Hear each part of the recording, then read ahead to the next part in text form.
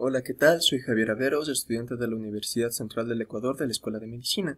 En el presente video vamos a topar el tema de un parásito muy importante a nivel de América Latina, el cual es el Trypanosoma cruzi. Importancia: la enfermedad de Chagas causada por el Trypanosoma cruzi es un problema grave de salud pública en América Latina, donde existe un total estimado de 6 millones de personas infectadas, con más de 370.000 personas afectadas por cardiopatías de origen chagásico. El perfil epidemiológico se ha modificado en los últimos 15 años, con la transmisión congénita como la vía que genera mayor número de casos nuevos sobre la vectorial y la transfusional. En el presente video vamos a tratar los siguientes aspectos sobre el Trypanosoma cruzi, que son aspectos generales, características genotípicas, ciclo de vida, fases de la enfermedad, patogenia, evasión del sistema inmune, métodos diagnósticos, diagnóstico diferencial, tratamiento y prevención. Los aspectos generales del Trypanosoma cruzi, hablando de la prevalencia en el país del Ecuador, es del 1.38% de la población en general. Ahora, hablando por regiones del mismo país, es del 0,65% en la región sierra, 1,99% en la región costa y 1,75% en la región amazónica. El Trypanosoma cruzi es el agente causal de la enfermedad de Chagas, también conocida como Trypanosomiasis americana.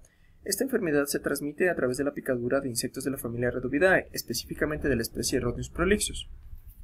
Una característica propia tanto del Trypanosoma cruzi como de Leishmania es la presencia de una estructura llamada cinetoplast, el cual alberga aproximadamente el 20% de ADN mitocondrial de estos parásitos. El Trypanosoma cruzi va a presentar algunas formas parasitarias, como lo son el amastigote, epimastigote y tripomastigote. Formas parasitarias. Tenemos el tripomastigote metacíclico, el cual es la forma infectante de esta parasitosis, el cual va a ser fagocitado por los macrófagos en el momento en el cual entra en el organismo del huésped humano. Va a presentar una membrana ondulante, un flagelo que se origina en el cinetoplasto. Ahora, hablando de la forma parasitaria mastigote, este va a presentar una intensa multiplicación por división binaria, específicamente a nivel de citoplasma de la célula huésped. Estas van a estar aglomeradas dentro de células fagocitarias, siendo los macrófagos predominantemente, además de que presenta una forma redondeada. La forma epimastigote. Este presenta una forma fusiforme, flagelo y cinetoplasto anteriores al núcleo, una membrana ondulante y pequeña, además de que esta forma parasitaria se va a desarrollar en el estadio en el vector. Características genotípicas. Cabe recalcar que el Trypanosoma cruzi va a presentar una gran variabilidad genética, tomando en cuenta que incluso van a haber diferencias del genoma de diferentes células, aislados, incluso en clones derivados de la misma cepa. Por lo cual, para su mayor facilidad de estudio, se los ha clasificado en unidades taxonómicas discretas o UTDS, los cuales son conjuntos de población genéticamente más similares entre sí que a cualquier otra población. Para calcular el tamaño del genoma de Trypanosoma cruzi se ha realizado mediante diferentes procedimientos, como lo son análisis de cinética de renaturalización, microfluorometría, entre otros, mediante los cuales se ha calculado que la complejidad del genoma de Trypanosoma cruzi es de aproximadamente 1.8 a 2.5 por 10 a la octava pares de bases.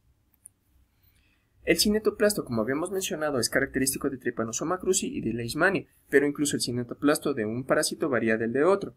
Por ejemplo, hablando del cinetoplasto de Trypanosoma cruzi a nivel de su minicírculo, van a poseer una longitud aproximada de 100 a 2.500 pares de bases. Ahora, hablando del minicírculo de Leishmania, va a presentar una longitud aproximada de 450 a 2.500 pares de bases, consecuencia variable del 80%. Además, codifica moléculas de ARN guías en la edición de los transcritos del maxicírculo.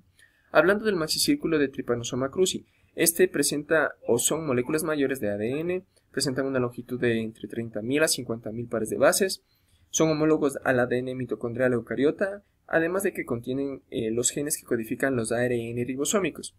Hablando del maxicírculo de Leishmania, presenta entre 30 a 40 kilobases, con secuencia variable y otra conservada, codifican ARN mitocondrial y algunas proteínas. El ciclo de vida de Trypanosoma cruzi va a presentar un estadio en el triatomino, que es el vector, y otro estadio en el humano. Bueno, este ciclo empieza con la picadura del vector infectado, el cual va a llegar al huésped humano, va a picar al huésped para tomar la sangre y alimentarse, y en ese mismo lugar va a eliminar heces infectadas con tripomastigotes metacíclicos. Como sabemos, es la forma infectante de esta parasitosis. Entonces, al ingresar al organismo, estos van a ser fagocitados por los macrófagos, en cuyo interior los tripomastigotes van a dirigirse hacia el citoplasma de dicha célula, en donde se van a transformar en amastigotes. Estos amastigotes van a tener una intensa multiplicación por división binaria, los cuales llegan a un punto en que se van a transformar en tripomastigotes. Después de esto se va a destruir la célula huésped, yendo estos tripomastigotes a diferentes células para infectarlas, pudiendo ser células del músculo cardíaco, células epiteliales, células nerviosas, entre otras. Estando estos tripomastigotes en el torrente sanguíneo, va a llegar otro vector sano, iniciándose aquí el estadio en el triatomino, de tal manera que toma la sangre con macrófagos infectados con amastigotes, tripomastigotes sanguíneos y así.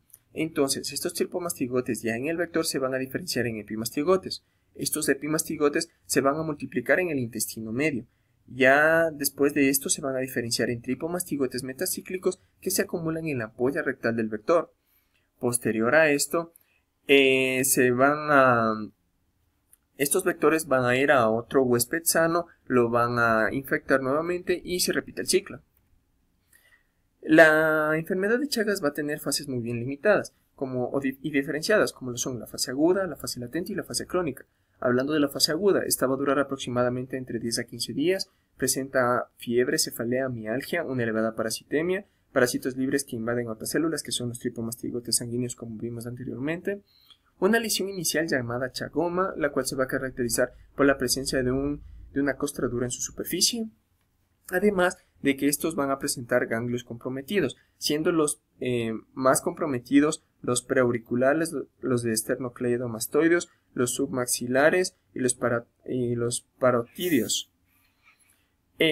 Cuando hay ganglios comprometidos también hay un bloqueo de lo que son los canales linfáticos, lo cual conlleva a un edema. En el caso de que este edema se diera a nivel del párpado, se va a denominar el signo de Romaña, como podemos ver en la imagen superior. Y los ganglios comprometidos causan un proceso inflamatorio, como podemos ver en la imagen inferior.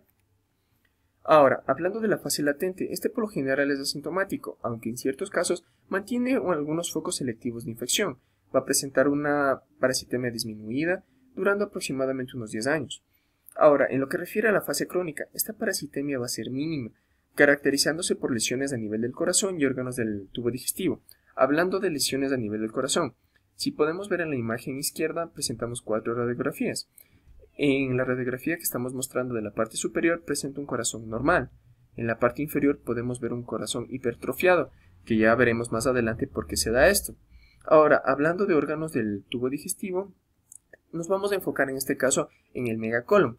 Podemos ver en esta parte un esquema en el cual, debido a deterioro de las células neuronales, se ha visto afectado el peristaltismo del colon, de tal manera que el bolo fecal se ha estancado, produciendo una hipertrofia del colon desembocado en un megacolon, como podemos ver en este esquema o en la parte derecha una imagen real. La patogenia. Como bien mencionamos, el Trypanosoma cruzi va a alterar a diferentes tipos celulares. Por ejemplo, tenemos células neuronales, tenemos células epiteliales, células del músculo cardíaco, entre otras. Bueno, en lo que refiere a células del músculo cardíaco, podemos ver que va a alterar a la conductibilidad y contractibilidad del corazón, debido a que este va a alterar al sistema de conductibilidad y autoexcitabilidad del corazón, lo cual conlleva a un deterioro de la función de sístole, posteriormente de diástole, además del deterioro del sistema nervioso central. También va a haber una hipertrofia miocelular con miocarditis de intensa fibrosis reparativa que llevan a una remodelación ventricular. En casos graves puede llegar a la necesidad de un trasplante de corazón debido al deterioro tan grande del corazón, lo cual es característico de esta enfermedad denominado cardiopatía chagásica. También va a haber secreción de toxinas por eosinofilia que contribuyen con la destrucción de los miocardiocitos. Debemos tomar en cuenta que las principales causas de muerte por enfermedad de Chagas son la meningoencefalitis, bronconeumonía y predominantemente la cardiopatía chagásica.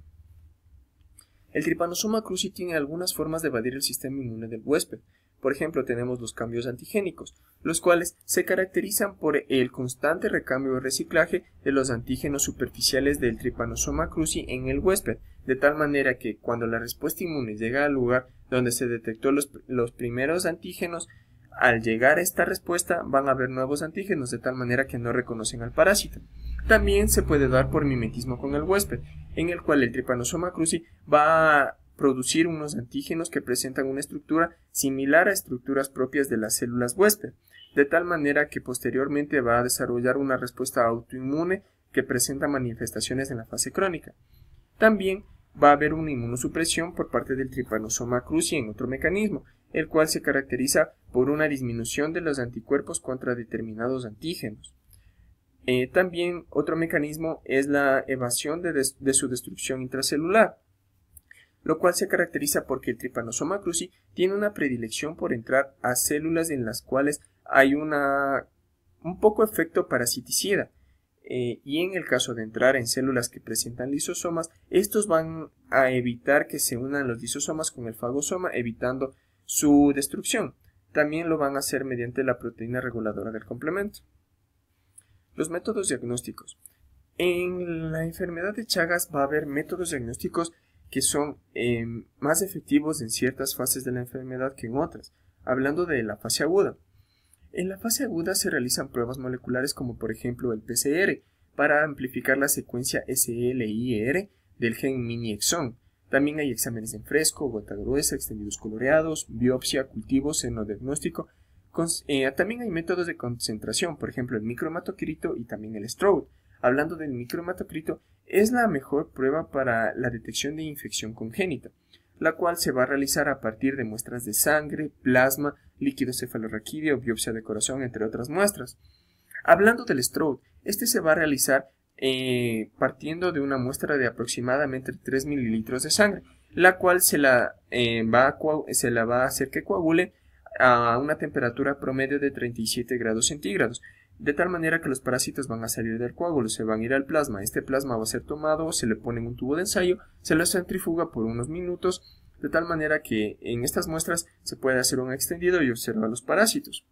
Hablando de la fase intermedia, se encuentran los parásitos por cultivos y por senodiagnóstico. Hablando del senodiagnóstico, es un mecanismo o diagnóstico mediante el cual un paciente que se sospecha presenta la enfermedad se lo lleva al laboratorio, en donde se tienen vectores de laboratorio, se hace que le piquen al paciente, se espera al periodo prepatente de la enfermedad, que va a ser de 7 a 14 días.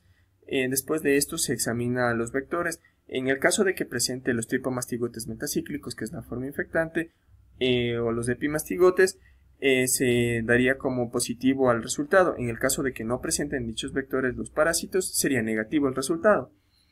En la fase crónica se realizan pruebas inmunológicas, por ejemplo ELISA, inmunofluorescencia indirecta, hemoaglutinación indirecta, también pruebas moleculares como PCR, en este caso para identificar lo que son los IgG, los cuales pueden persistir incluso después de curada la enfermedad. Hablando del diagnóstico diferencial, hay algunas alteraciones con las cuales se puede confundir la enfermedad de Chagas, por ejemplo el megacolon y megaesófago. En estos casos, como habíamos mencionado, por el deterioro de células nerviosas a nivel del colon y el esófago respectivamente, va a haber una ausencia de peristaltismo, de tal manera que va a conllevar una hipertrofia de estos órganos, desembocando en un megacolon y un megaesófago respectivamente. Ahora, hablando de la fibrosis endomiocárdica, esta se va a dar, en cambio, como habíamos mencionado, por una reacción autoinmune a consecuencia de los antígenos que presentan una estructura similar a estructuras propias de la célula del propio huésped. También se la puede confundir con valvulopatías, como por ejemplo la fiebre reumática, debido a que en esta también se va a dar una destrucción de las válvulas cardíacas, y esto va a ser también debido a la confusión de estructuras de los antígenos con estructuras propias de las células del huésped. También se la puede diferenciar de la diabetes. Ahora, hablando del tratamiento, el tratamiento predilecto para esta enfermedad va a ser el benznidazol a dosis de 5 a 7 miligramos por kilogramo por día por un periodo de 30 a 60 días, también del Nifurtimox a dosis de 12 a 15 miligramos por kilogramo por día durante 90 días. En la actualidad no existe una vacuna contra la enfermedad de Chagas por su variabilidad genética. La prevención. Debemos prevenir el que haya proliferación de los triatominos intradomiciliarios y peridomiciliarios, lo cual se realiza mediante el uso de toldillos, cortinas impregnadas con insecticidas, adecuados materiales de construcción. Debemos tomar en cuenta que en el 27% de aislados ha sido atribuida a la pérdida de genes que codifican para nitroreductasa 1 y mutaciones puntuales de estos genes. Aquí está mi bibliografía y